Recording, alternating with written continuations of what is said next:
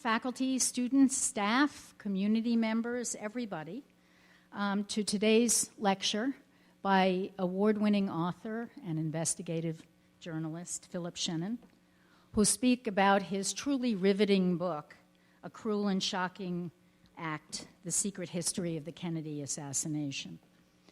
And I want to start by acknowledging a couple people in the audience: Vicki Ford, alumna and trustee Vicki Ford, Cynthia Thomas, Pauline Metcalf, and Gigi Wilmers, also alumni, who helped to sponsor and get us to this point of this exciting event.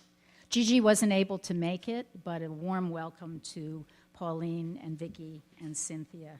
These are very impressive Sarah Lawrence women who are very good at making things happen, and we're excited and grateful. Yeah. Thank you for this opportunity. I also want to add a very special acknowledgement of and thanks to Cynthia, who worked so valiantly to ensure that this extraordinary backstory of the Warren Commission would come to light. So anyone who's old enough to remember November 22nd, 1963, has an uncannily vivid memory of where you were when you heard the news of President Kennedy's assassination. And I know it's been said before that this event is indelibly imprinted on the consciousness of everybody who experienced it. So it's even more incredible to read Mr. Shannon's account of how much evidence about the Kennedy assassination was suppressed and destroyed, some of it before it even reached the Warren Commission. The book, which I can't put down, and am in the midst of reading, begins with a call Mr. Shannon received in 2008 from someone who'd served as a young staff lawyer for the Warren Commission 50 years ago, who urges him to pursue the, quote, best detective story you've never heard, unquote.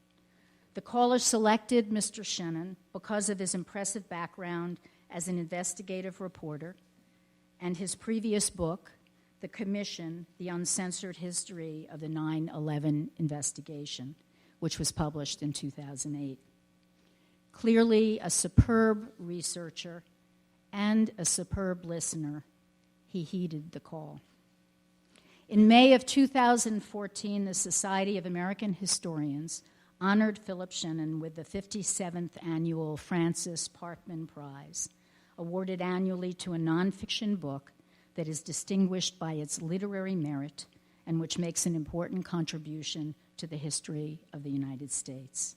It is a very great pleasure to welcome him to Sarah Lawrence College and to the stage.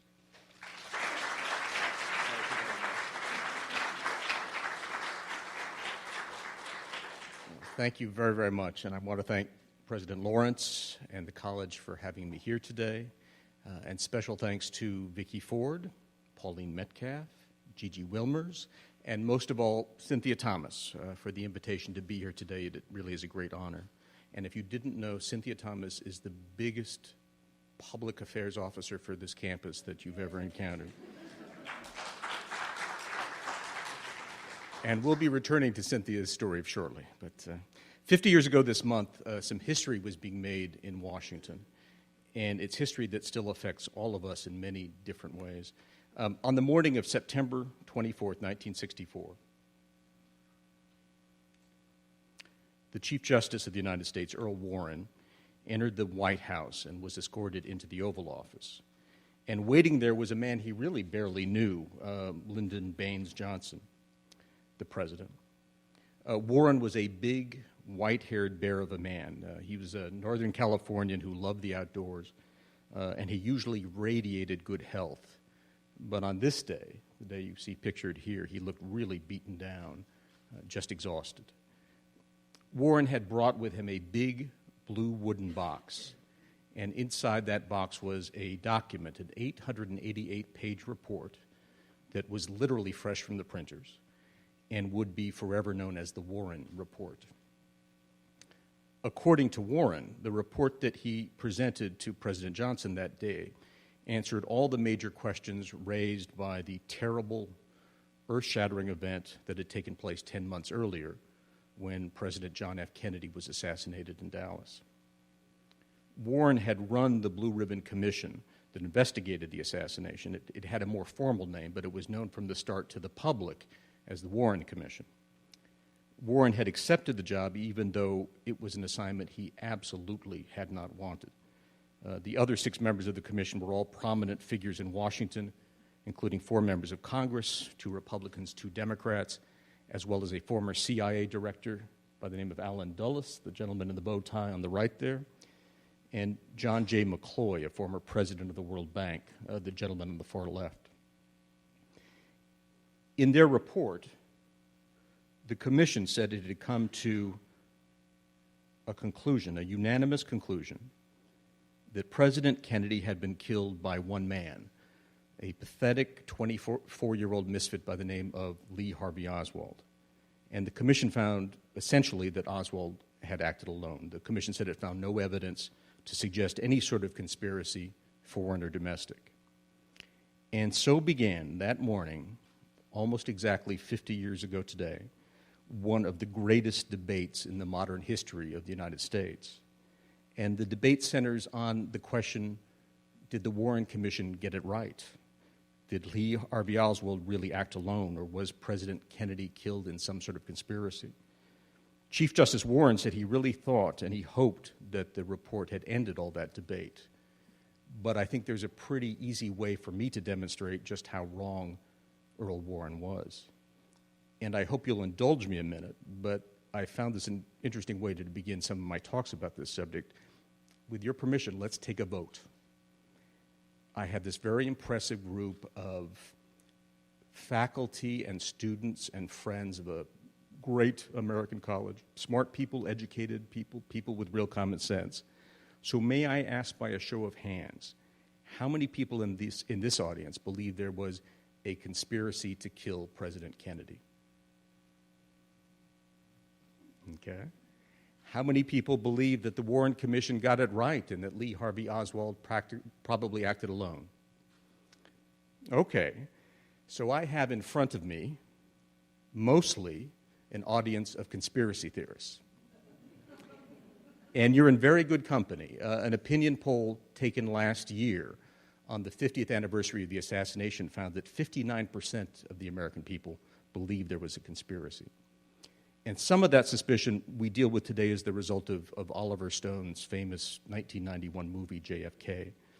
And some people seem to believe that the conspiracy movement really began with that film. And I'll tell you that is not the case. The conspiracy theories were swirling almost from the day of the president's death. And I put it to you that is a very disturbing thing, that a majority of the American people don't trust their government to tell them the truth about even this great turning point in the nation's history. They don't trust the government to tell them the truth about why their president had been murdered. And the question for me becomes, how do we plan the nation's future when we can't agree on the essentials of its past? The roster of prominent conspiracy theories has always included people who you would think have some real credibility and who may have had access to information that was never shared by the Warren Commission. Who else was a conspiracy theorist? Well, let's start at the top.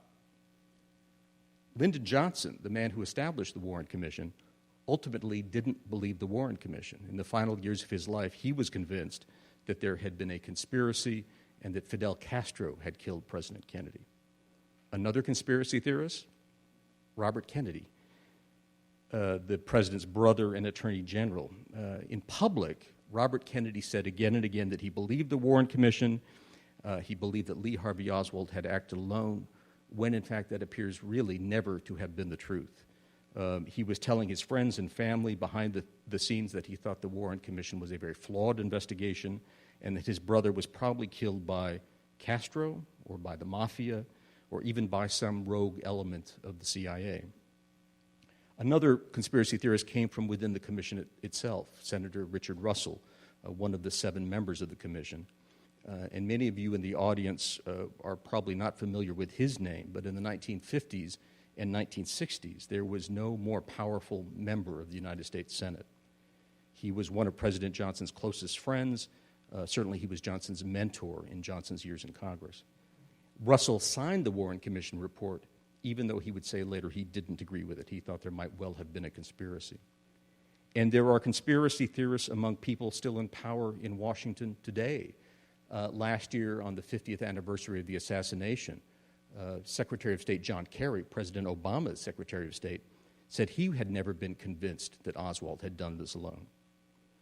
So how did we get into this mess with so many powerful, seemingly credible people, as well as the vast majority of the American public, convinced that the truth about the Kennedy assassination is still not known and that the government is hiding something? Well, I'm going to try to answer that question, but let me backtrack a bit to tell you how Sarah Lawrence figures in all of this. Because a very proud graduate of this college has figured in my efforts to resolve many of the mysteries about the assassination and about the performance of the Warren Commission. She was known on campus by the name Cynthia Robinson. In 1964, after quite a magical whirlwind romance, she married a very fine man by the name of Charles Thomas, pictured right there. And next to Charles, or Charles is holding their daughter Zelda. Charles was an American diplomat. By all accounts, he was a very fine diplomat. He was a self-made man, orphaned as a child and raised by a sister in Indiana. He was very smart, spoke several languages. In 1964, the year of their marriage, Charles was transferred to the United States Embassy in Mexico City. At the time, Mexico was an especially important posting because at the height of the Cold War, Mexico City was considered a hotspot diplomatically. It was sort of Latin America's answer to Berlin or to Istanbul, a place where espionage was performed. There were large Soviet and Cuban embassies, and the Americans and the Cubans and the Soviets were all keeping watch on one another down there. This is Cynthia and Charles at a dinner party in Mexico City with a gentleman on the left who I think Cynthia and I have never been able to identify.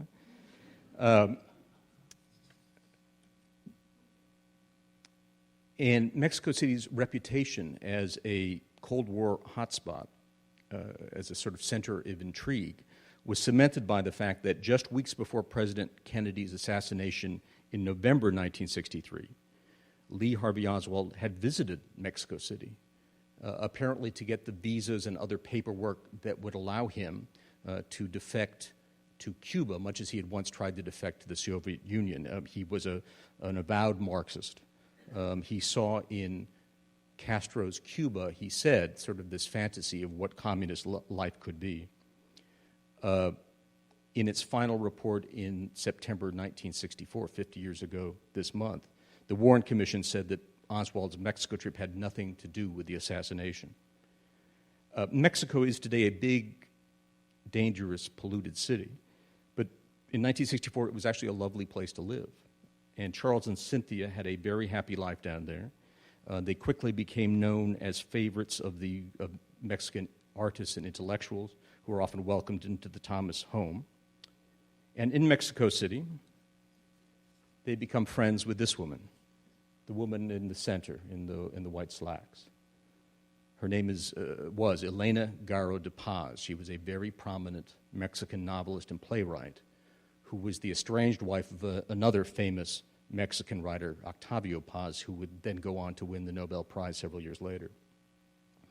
In 1965, Elena Garro pulled Charles aside at a party and told him an incredible story.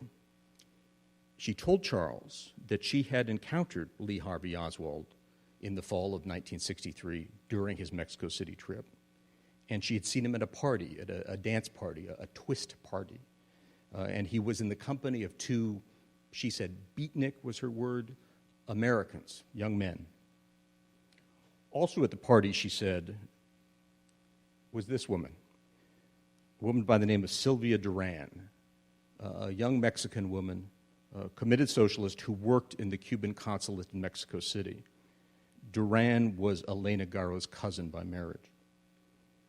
Elena said that at this twist party, there had been Cuban diplomats and Mexican socialists who were very committed to Castro's revolution in Cuba, and that she had overheard some of these people talk about their hope that somebody would assassinate President Kennedy.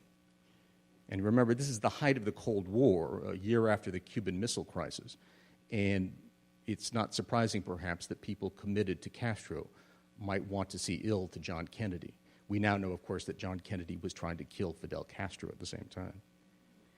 Elena Garro told Charles that she couldn't she told him that she had shared this story with the American embassy after the assassination, and that she couldn't understand why nobody had followed up on this. Especially, she said, because she knew that Lee Harvey Oswald had an affair with this woman while he was in Mexico City, a brief romance. So Charles Thomas is astounded by this story. He thinks Elena Garro is credible. He knows her. She's a fiction writer, but he doesn't think this is necessarily fiction. And what would it mean if Lee Harvey Oswald, several weeks before the assassination, had an affair with an employee of the Cuban government in Mexico City? What did it mean that he was in the presence of Cubans who were talking openly about their hope that somebody would kill President Kennedy? What did it mean he was traveling with two Americans who have never been identified? Was there a conspiracy to kill Kennedy that was hatched in Mexico City? Was it possible that the Warren Commission, which had issued its final report a year before, maybe Warren Commission was wrong? So Charles does what you would expect a good diplomat to do. He reports it up the chain of command at the embassy, including to the CIA station chief in Mexico City.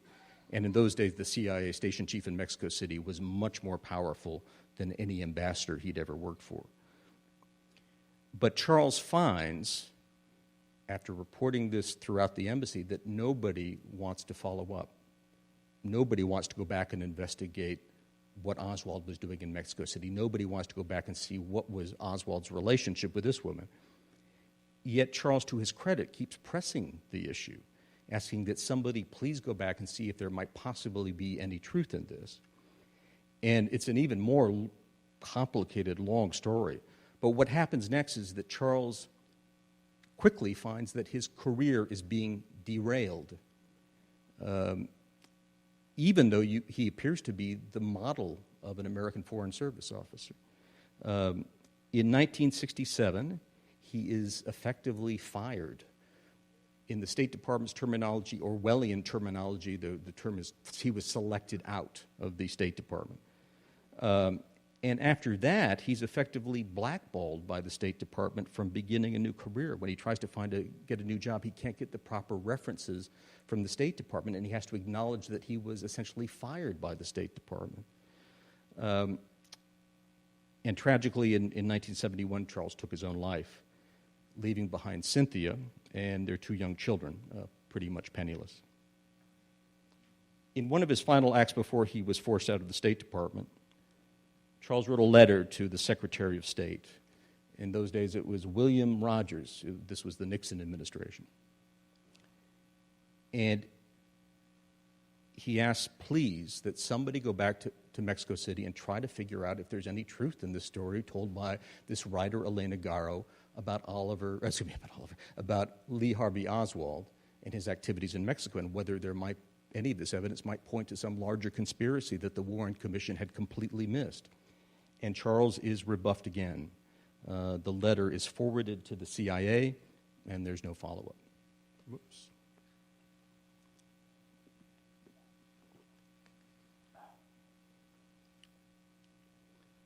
It's a little difficult to read from back there, but Charles says specifically that he fears that the legacy of the Warren Commission is in danger if nobody goes back and looks at this. After Charles's death, Cynthia mounts a valiant campaign to seek justice for Charles. And she does obtain justice for Charles. Through what was really a one-woman campaign, she gets Congress to go back and investigate. And it's determined that Charles was fired because of what was described as a clerical error, that his paperwork and his internal files was misplaced, and a glowing inspection report, promotion report, was misfiled into the files of another man whose name was Charles Thomas. And eventually, Cynthia gets Charles reinstated posthumously to his position in the Foreign Service, which means that the family has some financial benefit. And Cynthia, at that point, wins appointment herself as a Foreign Service officer, and she would go on to serve as an American diplomat in Thailand and India. Right? Okay, look first word here. In 1975, Cynthia gets a letter from the White House, an apology from President Gerald Ford for the injustice done to her husband. Gerald Ford was a member of the Warren Commission, and we'll return to that in a minute. As part of this case, Cynthia also wins a very important victory for all members of the American Foreign Service, because it's in part on the basis of Charles's case that the State Department completely overhauls its promotion practices so that the sort of injustice done to Charles can't happen again.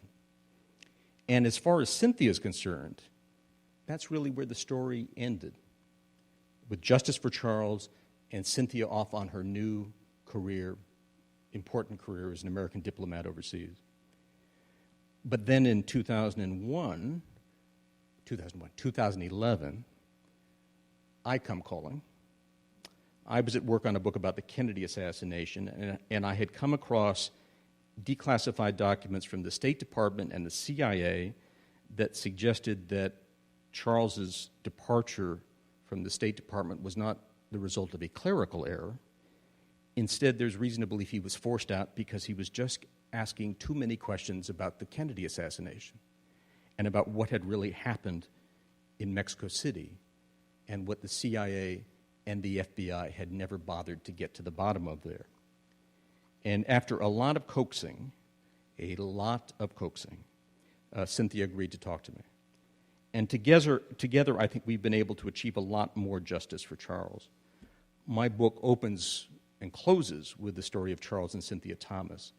And it's a story that hasn't been told before, and it's one that makes very clear just how much the Warren Commission missed and how much information was hidden from the Warren Commission that really rewrites the history of the Kennedy assassination.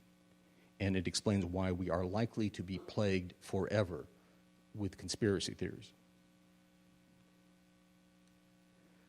So please, let's return to 1963 and 1964 when the Warren Commission conducts what is supposed to be the definitive investigation of the assassination of the president. President Johnson decided on November 29, 1963, exactly 7 days after the assassination, that there had to be a blue ribbon federal commission to investigate. And he had only one candidate in mind to run it, and that was Chief Justice Warren. Johnson said he had no second choice. The Chief Justice was a very controversial figure in this country in 1963. Under his leadership, the Supreme Court had produced these far-reaching decisions on civil rights and civil liberties, beginning with the Brown versus Board of Education decision in 1954 that desegregated the nation's schools. So Warren was very unpopular in much of the country, especially in the South. But whatever people thought of Warren, even his critics had to admit that he had a reputation for personal integrity and for independence. And it was important to President Johnson that the investigation be run by a Republican. And Earl Warren was that. He was a lifelong Republican. So Johnson wants Warren. On November 29th, two senior Justice Department officials are dispatched to Chief Justice Warren's chambers at the Supreme Court. And they invite him on the president's behalf to run the commission that will investigate the assassination. And Warren turns them down flat. He said he couldn't take the job, and he had very good reasons why. He was the Chief Justice of the United States, and he had a full-time job running one of the three branches of the federal government. There'd been a long history of controversy when Supreme Court justices got involved in outside investigations. Warren had insisted to his colleagues at the Supreme Court for years that they not get involved in outside assignments. And Warren had a second important reason not to want to run this investigation, and it was much more personal. Earl Warren really loved John Kennedy and the Kennedy family.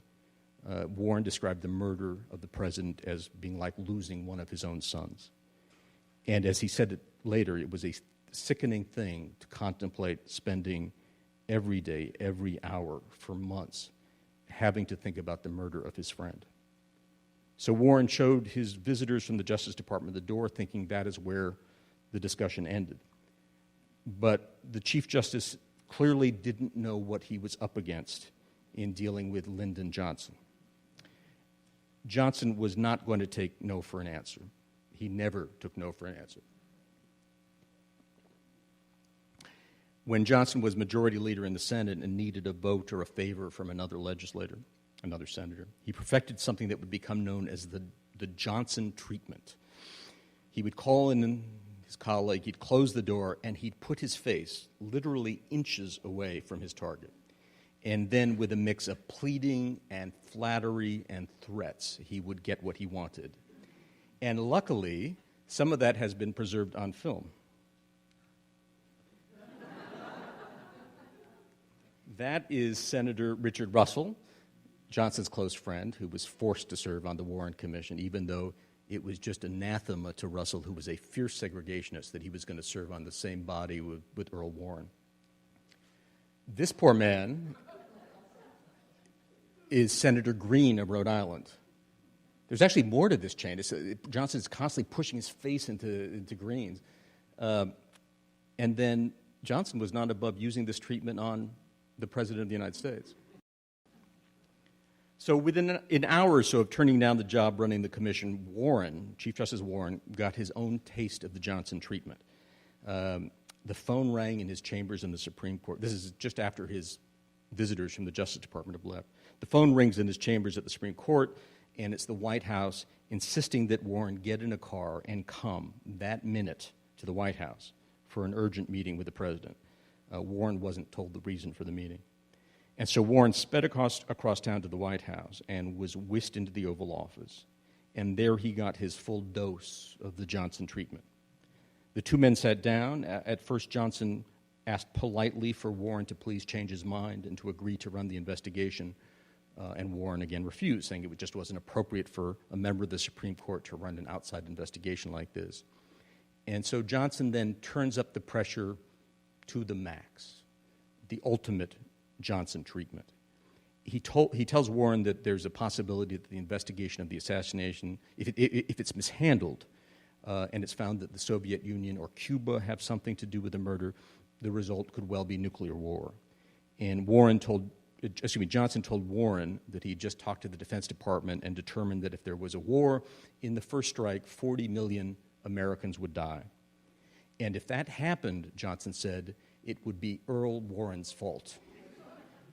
And I wish I could do a Texas accent, but he said something like, Mr. Chief Justice, I just don't think you want to be responsible for 40 million dead people. And this went on for several minutes until Warren, who was really shaken by what Johnson was telling him, accepted the job with tears running down his face. And there's a tape recording of a phone call made by Johnson later that night in the White House, in which Johnson, with a certain cruel pride, boasts about how he made Warren cry. And that helps explain in part what put the Warren Commission on the path to the damaged reputation it has today, because the man who ran it absolutely did not want to be there. He felt it was inappropriate for him to be there. He hated every minute of it. He only thought of how quickly he could call it to an end. Before any evidence had been gathered, he decreed that the investigation would be over within 6 months, by June 1964. Certainly, he said, it must be ended before the presidential election campaign got underway that fall. And as a result, the investigation took shortcuts that left gaps in the investigation, and into those gaps, people have been pouring their conspiracy theories for all these years.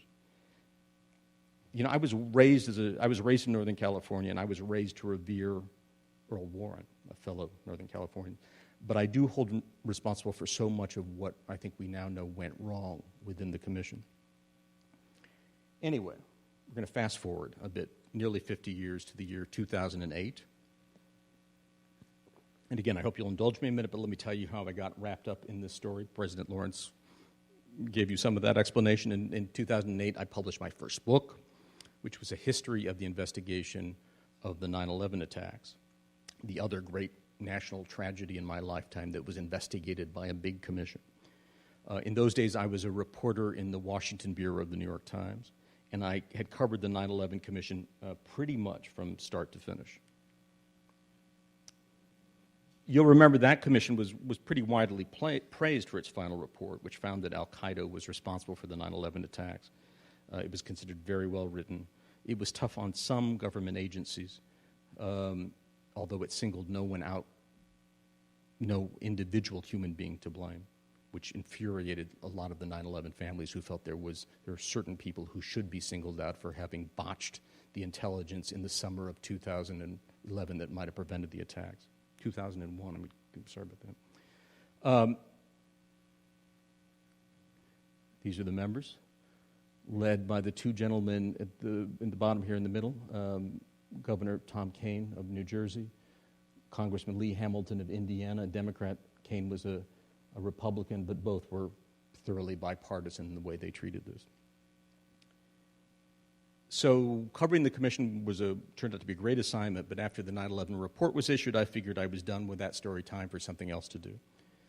But then pretty quickly, I was alarmed to start hearing from staff members of the 9/11 Commission, the young researchers and scholars who'd really done most of the day-to-day work of the 9/11 Commission. You know, there's this polite fiction in Washington that blue ribbon commissions, that the blue ribbon commissioners on blue ribbon commissions write their own reports and do their own research. That's almost never the case. It's done by groups of scholars and other researchers, many of whom are usually quite young. In the case of the 9/11 Commission, I hadn't been allowed to get anywhere near the staffers. They had been under strict orders not to talk to journalists with the threat of being fired if they did. But after the commission closed down, those people were able to talk to me, and they told me that actually I'd missed a lot of the story, certainly a lot of the drama that had gone on behind the scenes. Much of what they told me was about politics and how politics had influenced the work of the 9/11 Commission and the presentation of its final report. So what I discovered became a book in 2008, and a lot of it focused on this question of how politics might have warped the 9/11 Commission's work, especially its failure to hold any individual accountable for the bungling that led to the terrorist attacks on September 11th.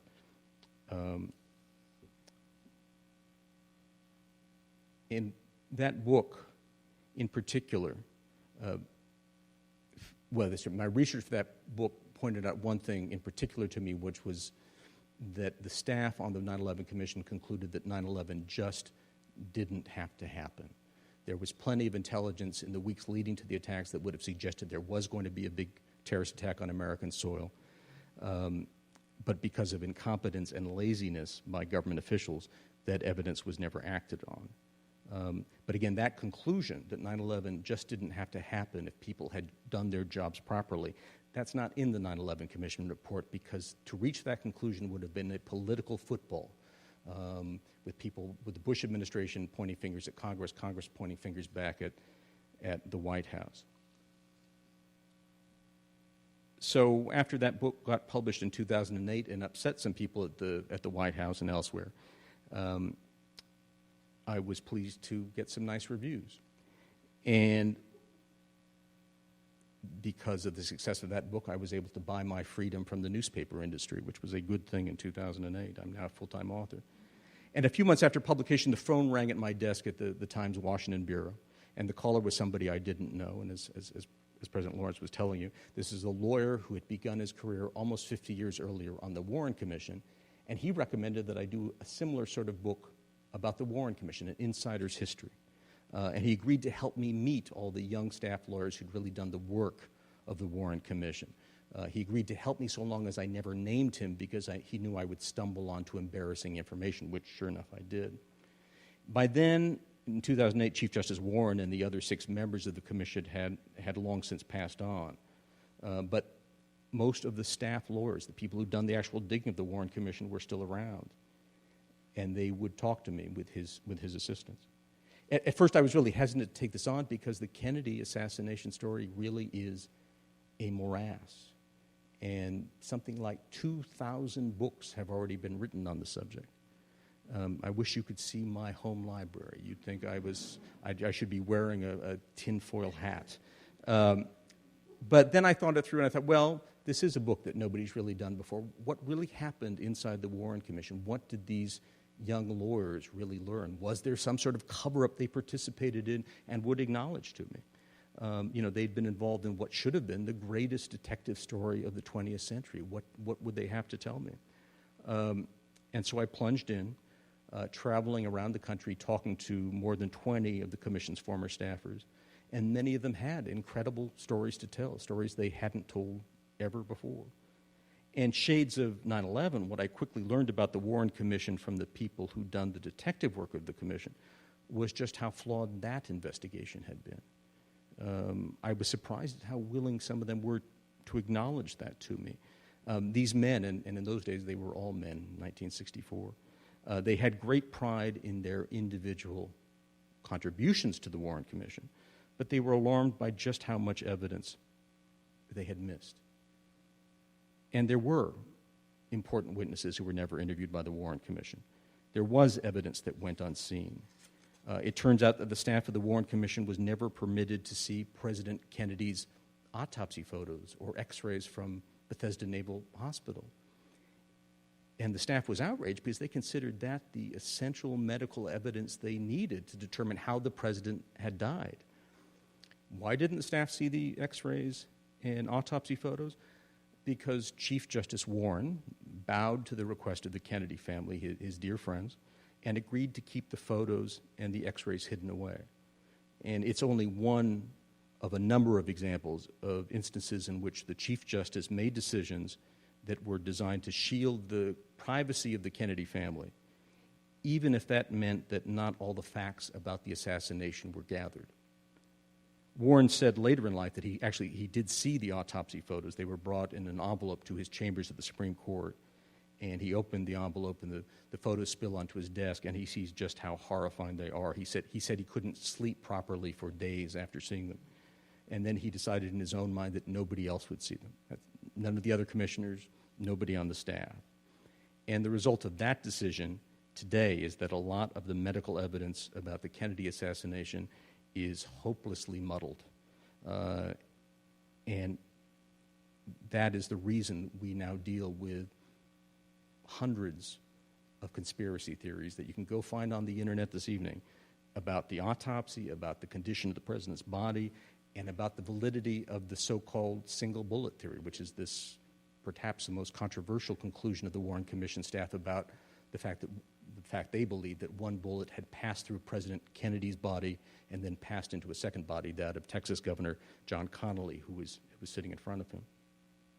And shades of 9/11, I discovered something else that really astonished me about the Kennedy assassination, and that is very prominent in my book, and which I think in many ways rewrites the history of the assassination. And the Warren Commission didn't say it, but it's very clear that the Kennedy assassination just did not have to happen. It could have been prevented, probably easily prevented, if government agencies, in particular the FBI and the CIA, had just done their jobs, if somebody had bothered to connect the dots. That is not the way the FBI and the CIA wanted to portray it in 1964, though. They wanted to pretend that Kennedy's death really wasn't anything they could have stopped, that Lee Harvey Oswald was the ultimate lone wolf, this delusional, violent young man who had no outside support of any kind. And in many ways, the FBI and the CIA bamboozled the Warren Commission into believing that. And that just may not be true at all. There was evidence suppressed by both the FBI and the CIA in 1964 that would have shown just how much those two agencies knew about the danger that Lee Harvey Oswald posed, and specifically posed to John Kennedy. It turned out that there was evidence that Oswald had actually told other people he was going to kill President Kennedy. And a lot of that evidence involves a mysterious trip that Lee Harvey Oswald made to Mexico City. I admit I knew nothing at all about this Mexico trip and Oswald's visit there until I got into the research for the book. But Oswald was there. He was dealing, we now know, with Cuban spies and Soviet spies and Mexican civilians who are very sympathetic to Castro's revolution. And at some point, it appears, in September 1963, he marches into a communist embassy and announces his plan to kill President Kennedy, which means that people heard him say that. And let me show you what I think is the single most eye-popping document that I came across in the course of all my years of research on this subject. And it's not this one. It's this.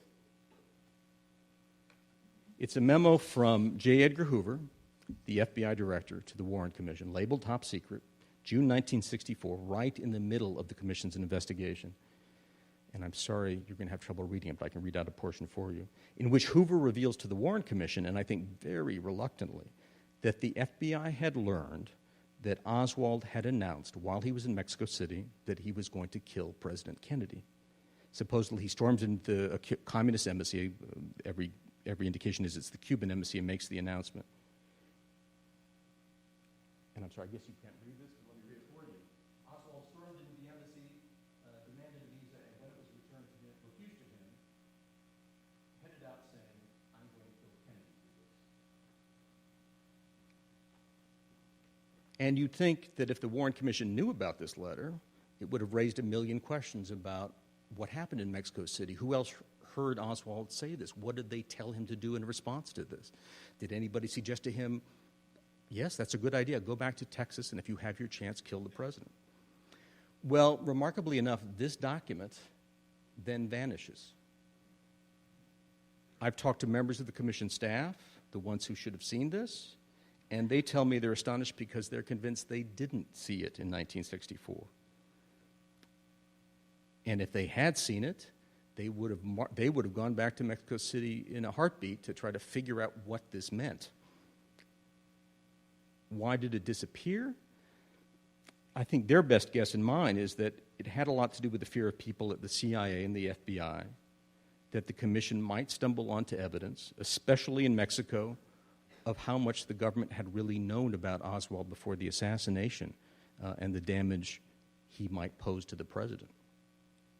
And remember, this is just the thing that Charles Thomas, Cynthia's husband, was pleading for somebody to go back and investigate. Not that. So here I am, all these years later, with the conclusion in my own mind that the American public was not well served by either of the big investigations of national tragedies of our time, the Warren Commission investigation and the 9/11 Commission investigation. Neither revealed information the public was entitled to. Most importantly, the fact that these tragedies just did not have to happen if government agencies had done their jobs. Neither investigation offered the sort of accountability that I think most people would insist on. The result of that lack of accountability is the fact that a lot of people who botched the intelligence that might have prevented the Kennedy assassination and 9/11 not only kept their jobs, many of them were thereafter promoted in their jobs. And I'll tell you, there's still people I know who are prominent in the federal government who have an awful lot to answer for in 9/11. And it has certainly got me wondering if we don't need to find a different way to think about how we investigate national tragedies, because unhappily, another national tragedy, some sort of massive natural disaster, a terrorist attack, some awful industrial accident, it's coming. It's only a matter of time, and we're going to face this situation again probably sooner rather than later. There were big differences between the way the Warren Commission and the 9/11 Commission, the ways they were organized. The 9/11 Commission was created in a hurry. It was underway 7 days after the assassination, and the choice of the commissioners was left entirely to the president. And that president, Lyndon Johnson, selected men, some of whom who had a terrible conflict of interest, especially former Director of Central Intelligence Allen Dulles, the man who ran the CIA for much of his existence, but who was fired after the Bay of Pigs fiasco when the United States tried to invade Cuba in 1961.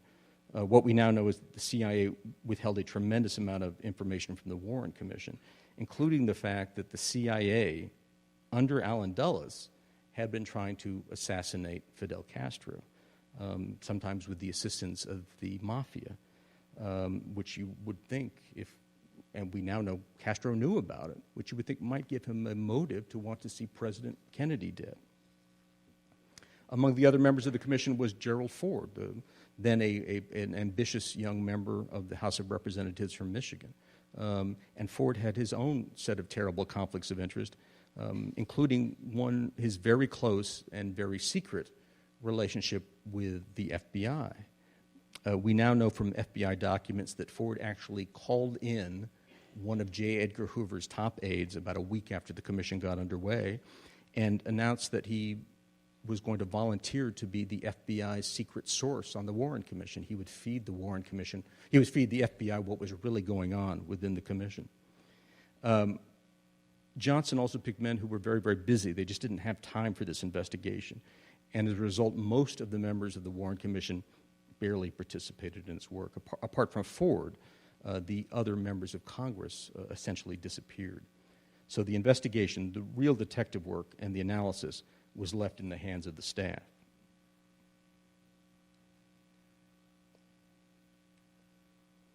This is the staff of the Warren Commission. They were a group of very bright, but very young lawyers, most of them at the start of their careers, a lot in their 20s and 30s. They were real hotshots, most of them out of either Harvard or Yale Law School. But most of them had no experience in Washington, no experience with law enforcement, no background in foreign policy or intelligence. There were no specialists in the Soviet Union or Cuba. There were no ballistic scientists. There were no doctors, even though some of the most important debates on the Warren Commission staff involved the medical evidence. And the young fellow who was assigned to focus on the question of a possible foreign conspiracy in the assassination, in many ways the most important part of the investigation, was a 32-year-old lawyer from Denver.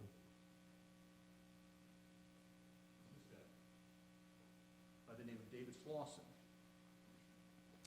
Slauson, who is really a hero of my book in many ways, but is the first to admit that when he came to Washington, he knew nothing about any of the subject he was going to be asked to focus on for the Warren Commission. He had no background in foreign policy, the Cold War, the CIA, the State Department. He too had never worked in law enforcement. He'd never been to Washington before. And he did so much of this work himself, and he was forced to work so hard that when the investigation ended, he was close to physical collapse. He describes going home on the last day of work, going to bed, and staying there, literally staying there for 3 days. The staff of the 9/11 Commission was very different, in many ways better, and as a result, its investigation was probably more authoritative and well organized. There were specialists on intelligence and terrorism. There were historians. There were people who understood the FAA and the Pentagon. There were military officers. And the 9/11 Commission had none of the crazy time constraints faced by the Warren Commission. And the 9/11 Commission really didn't get started for 2 years after the terrorist attacks.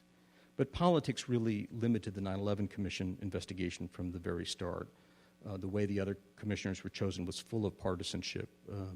They were chosen by the most partisan members of the Congress, the most partisan leaders of the Congress, and as a result, congressional leaders, perhaps not surprisingly, chose a very partisan bunch of commissioners. Politics infected a lot of the early decision-making on the 9/11 Commission. Right at the beginning, the Commission's chairman and vice chairman decided that the politics of this were also poisonous, that, again, there would be no personal accountability. No individual human being would be blamed for any of the failures before 9/11. And I think it's a remarkable thing that to this day, not one person was demoted or fired because of the mistakes they made before 9/11.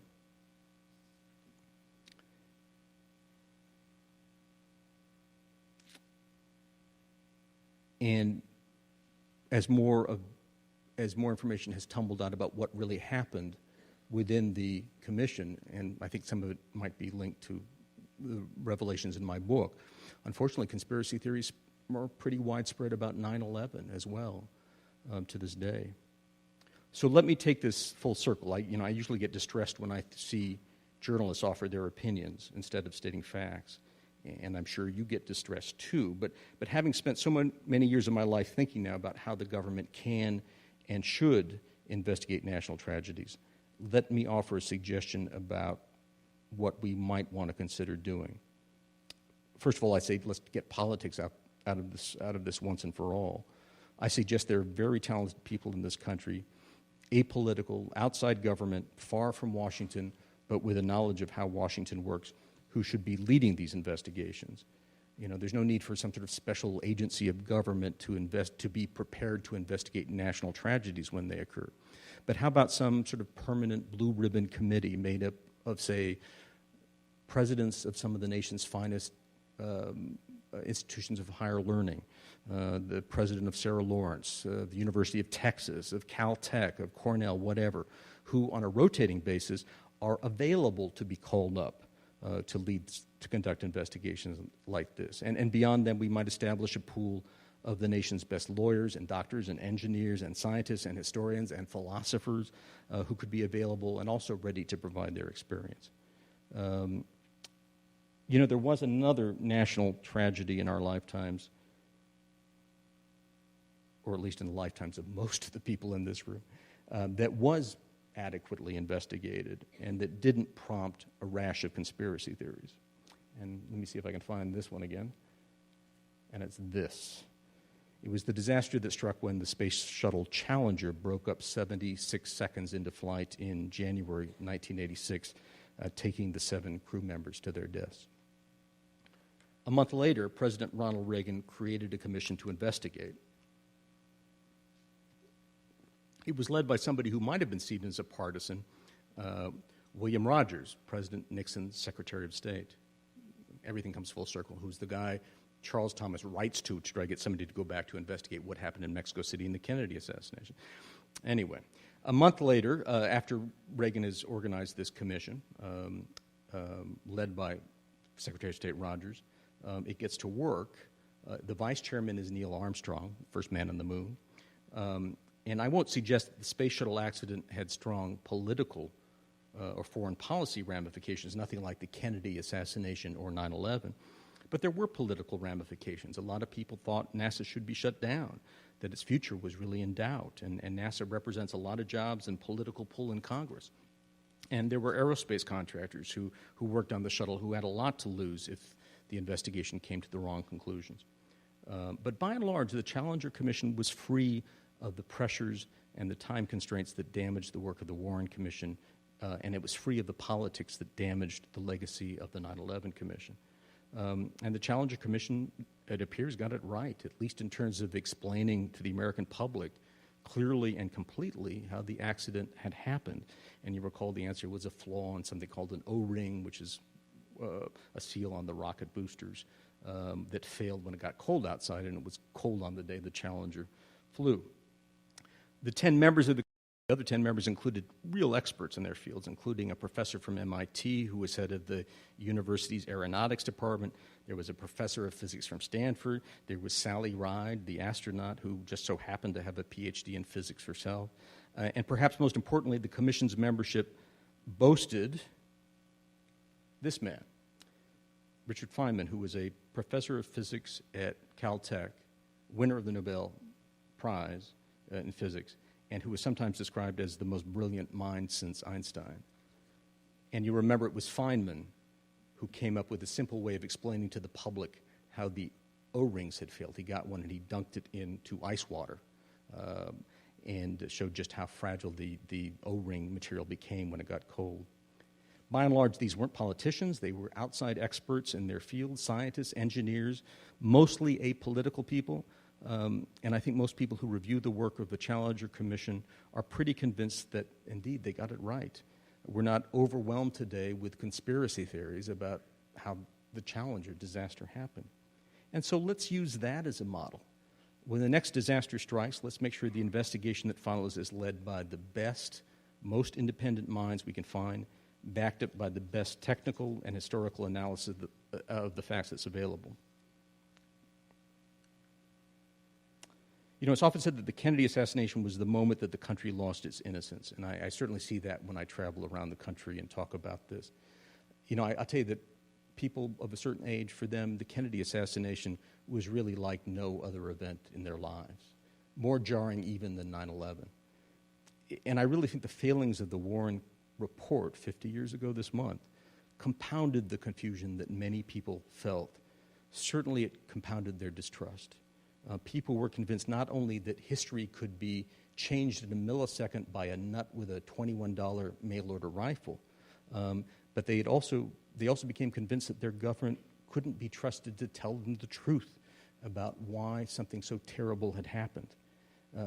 In the wake of the Kennedy assassination and the Warren Report, I really think Americans became more cynical about everything. And so let's at least try to turn that around.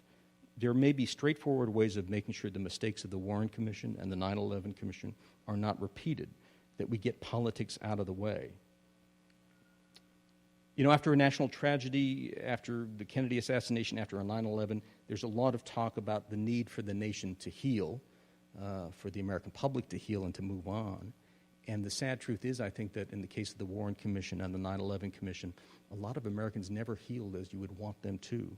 They never had the proper chance to move on, to believe that what had made us vulnerable to disaster was understood, and to make sure it never happens again. And again, having spent too much time over the last 10 years thinking about these sorts of disasters and tragedy, I'm pretty convinced that nothing would be more healing than the conviction among Americans that we are being told the truth, or at least that there has been a totally honest, independent effort to get at the truth. Because once we have that conviction, once we believe we know the truth about these disasters that will always befall us, I think the healing really begins. And I thank you very much.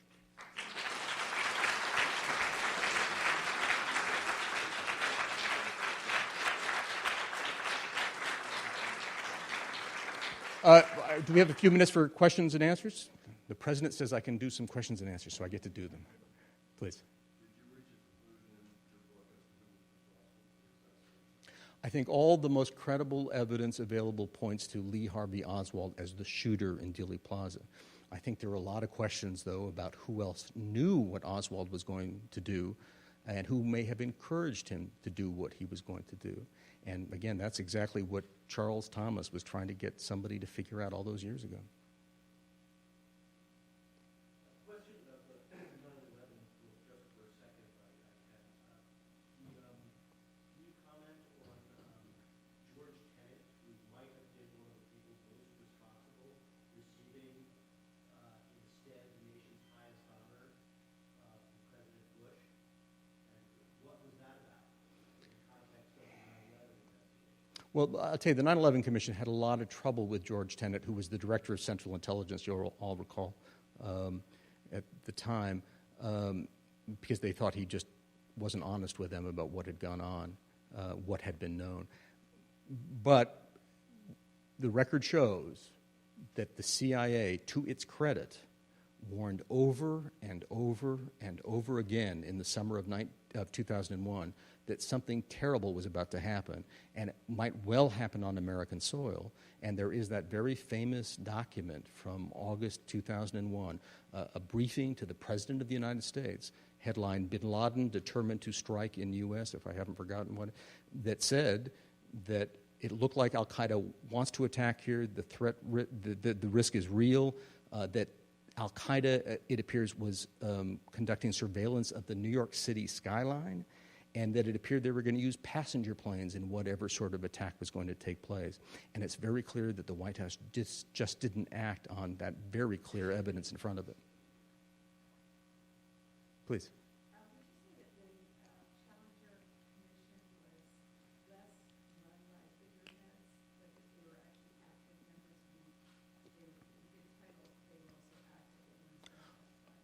My understanding, I didn't cover it in truth, but my understanding is they were involved. And again, but these were real experts in their fields. These are people who would really be able to answer these questions. You know, compare that to the Warren Commission, where the essential question about whether or not there's a foreign conspiracy, whether or not this is something that might lead to nuclear war, that most of those questions are left to a 32-year-old lawyer from Denver who's never been to Washington before and knows nothing about how, you know, government really operates. Please.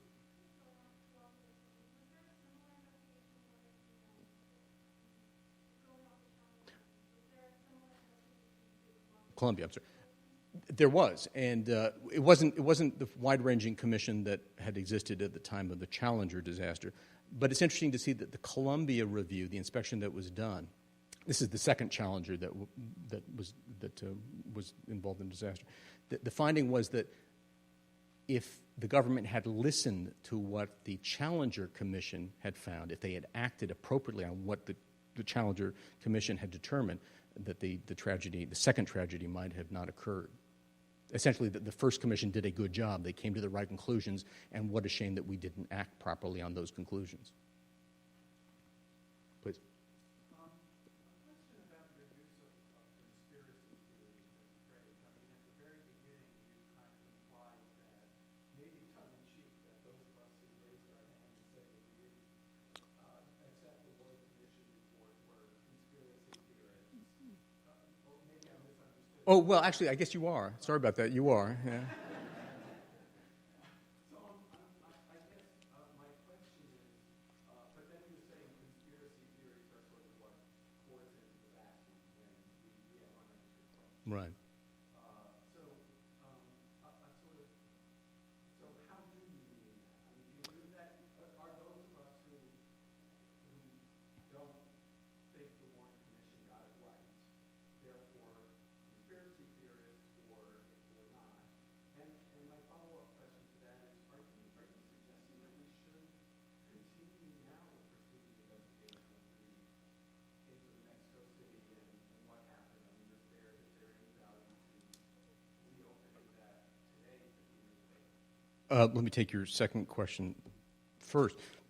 Absolutely, there are people still alive in Mexico City who I found for the book. You'll recall the woman, Sylvia Duran, the woman who worked. I found her. She's still alive in Mexico City. The woman who may well have had an affair with Lee Harvey Oswald.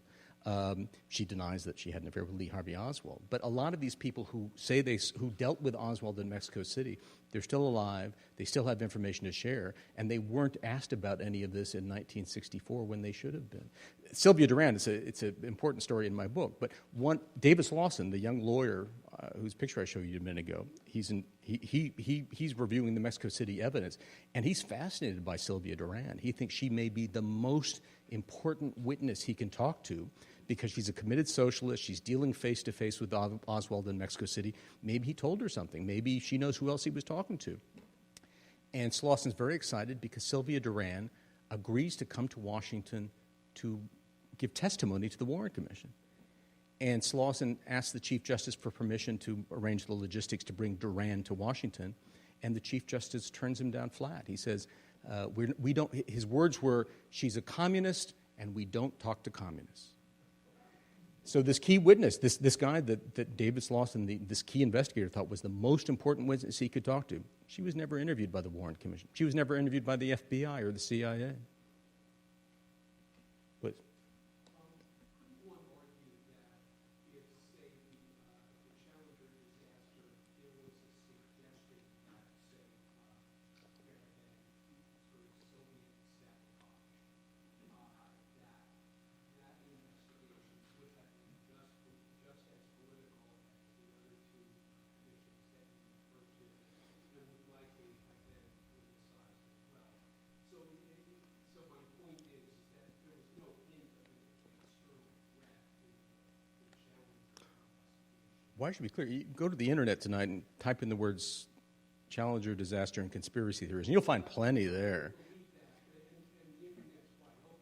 But I guess I would just argue the Challenger Commission nipped a lot of them in the bud by coming up pretty clearly and pretty early with a reasonable answer for what had happened. And again, on the basis of some of the best scientific minds in this country analyzing the evidence. That absolutely did not happen in the Warren Commission. Yeah, I guess my suggestion was if it had been those who were suggested, would it not have been just as political? If there had been any hint of Soviet involvement in the Challenger, yeah, the politics there would, the international ramifications of that would have made it an entirely different investigation. But I've never seen that offered seriously.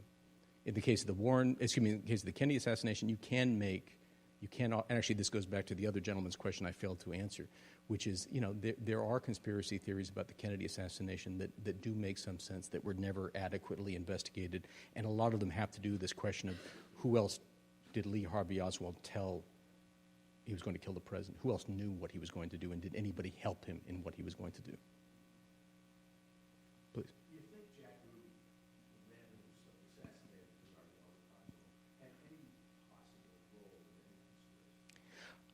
I've always found that very hard to believe, if only because Jack Ruby was the most pathetic little man, delusional long before the Kennedy assassination. At the time of the assassination, after he kills Lee Harvey Oswald, court psychiatrists interview him more than one, and they determine that he may well be, clinically insane.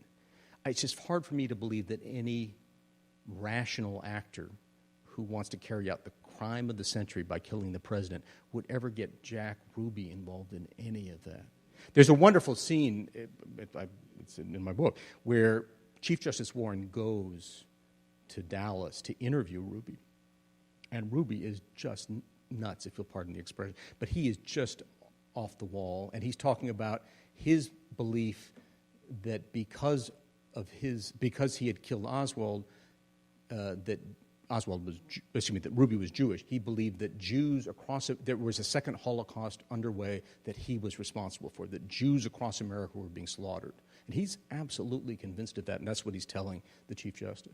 If you ever get a chance, the transcripts, you can Google it and find it. You can see just how out of touch with reality Jack Ruby was. Please.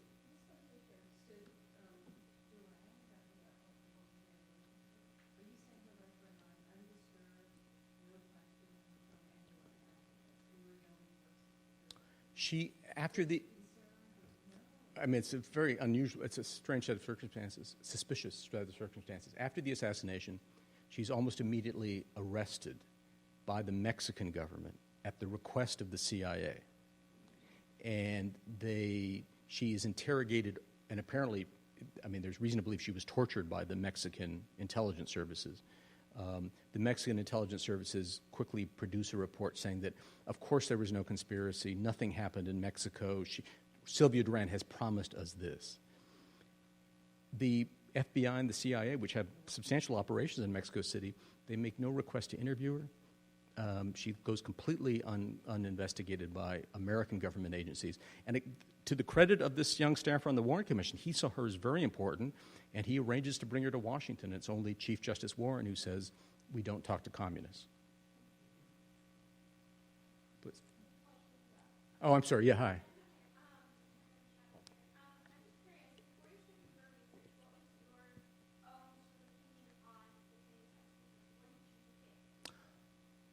Truly, I had no idea what to think.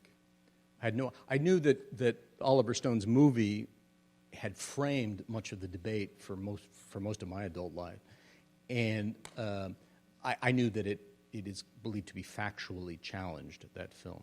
So I didn't know what to make of it.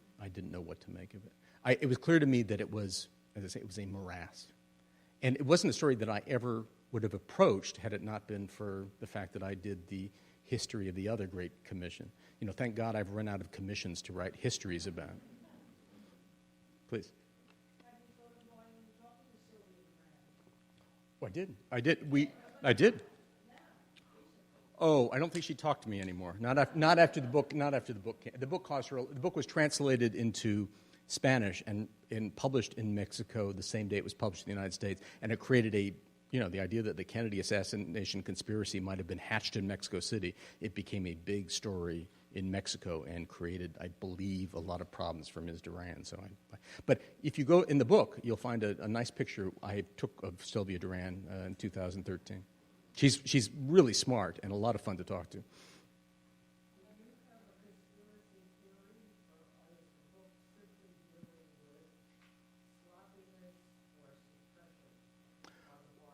Well, a big theme of the book is the destruction of how much evidence just disappears that might have told a different story about the assassination.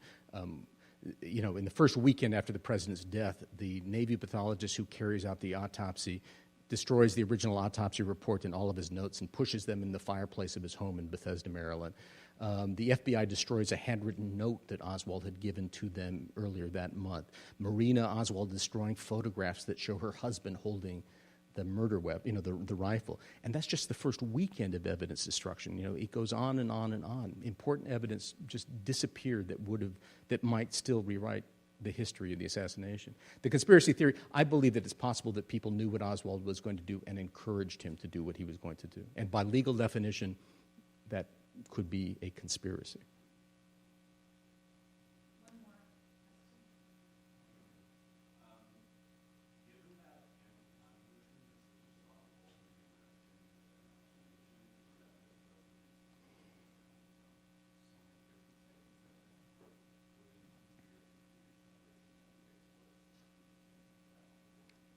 Would they have arisen anyway? Well, I say the conspiracy theories began spinning within hours of Kennedy's assassination, especially overseas, because in Europe, for example, murders of major political figures often have been conspiracies over the centuries. So the conspiracy theories are spinning wildly within hours, and part of the reason there was a Warren Commission was because the President of the United States, Lyndon Johnson, was concerned about how many of those conspiracy theories pointed to him as the person who was responsible.